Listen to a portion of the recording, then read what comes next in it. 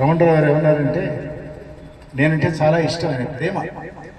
మూర్తి గారు స్వామి మీద రాసి స్వామికి ఇవ్వాలి, కానీ రమణ మహర్షి మీద రాసి స్వామికి ఇస్తే ఎట్లా, ఆయన తీసుకోరేమో, తీసుకోకపోతే చిన్నపుచ్చుకుంటాం కదా అని పాపం నాకు వరండాలో నెమ్మదిగా చెప్తున్నారు. ఈయన చెప్పటం నేనున్నాను, అడుగు అక్కడే ఉన్నారు స్వామి, మనం ఏం మాట్లాడద్దు అంటే నాకు చనువు లేదు.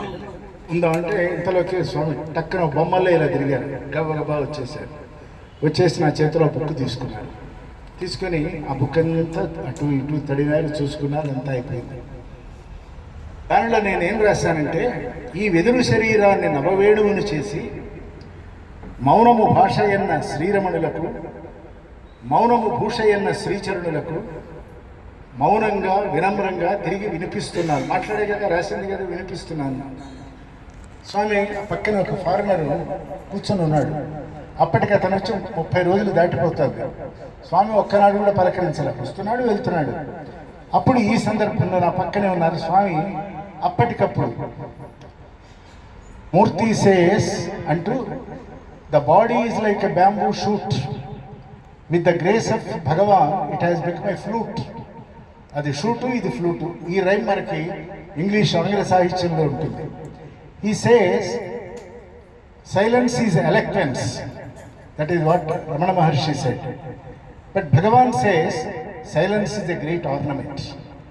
And he is again making Bhagavan listen through this particular satsang. This is the essence. వినిపిస్తున్నాను అనగానే స్వామికి అంకితం ఇస్తున్నాను. దివ్య శ్రీచరణారవిందాలు, పదకమలాలు ఇవేమి లేవు అక్కడ, వినిపిస్తున్నాను అని రాశాను. అది సరే. తర్వాత కాలంలో ఆ పుస్తకం స్వామి దగ్గర అది ఉండిపోయింది. స్వామి దేహానంతరం కూడా వారి రూమ్లో ఆ గౌరవం కొద్ది ఆ బుక్ అక్కడ ఇప్పటికీ అట్లా ఉంచారు. ఇట్లా మనం కనుక జాగ్రత్తగా జీవితాన్ని గమనిస్తూ వెళుతూ ఉన్నట్లయితే ఏమర్థమవుతుందంటే, నడిపించేవాడు వాడే. నీరు సిద్ధం, నావ సిద్ధం, నావికుడు సిద్ధం, తెరచాప సిద్ధం, గాలివాటు సిద్ధం, బోటు ఎక్కాలి. ఆ బోటు భజన, సేవ, ప్రేమ, అది దివ్యమైనటువంటి ప్రేమ.